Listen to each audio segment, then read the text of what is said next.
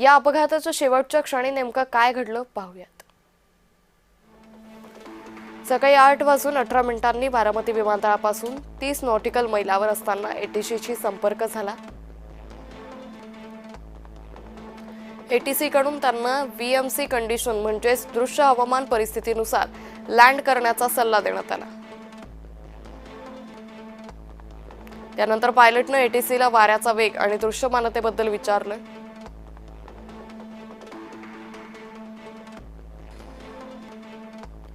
दृश्यमानता 3000 मीटर, वारे शांत असल्याचं एटीसीचं उत्तर आहे।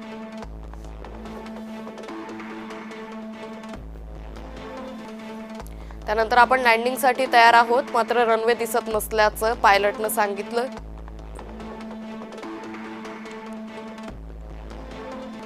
पायलटनं त्यानंतर लँडिंग रद्द करून विमान पुन्हा हवेत नेलं।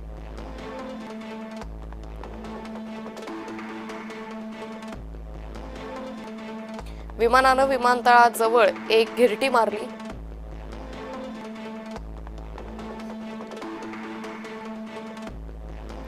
त्यानंतरही एटीसी आणि वैमानिकात संवाद सुरूच होता।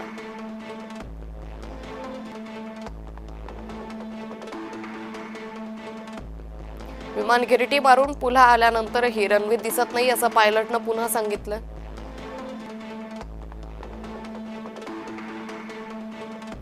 रनवे दिसेल त्यावेळी सांगेन असं पायलट एटीसीला म्हणाला।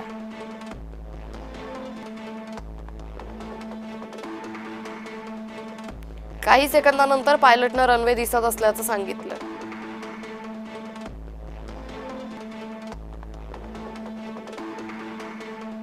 आठ वाजून 43 विमानाला लँडिंगची परवानगी देण्यात आली।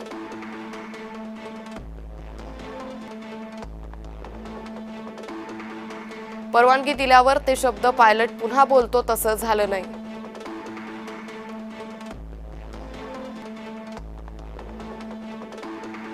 एटीसीचा संदेश समजला आहे की नाही हे समजण्यासाठी असं केलं जातं।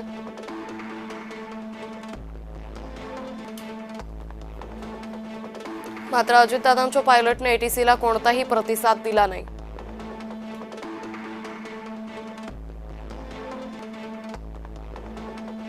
त्यानंतर 1 मिनिटांनंतर म्हणजेच 8:44 एटीसीला रनवेच्या बाजूला ज्वाळा दिसल्या।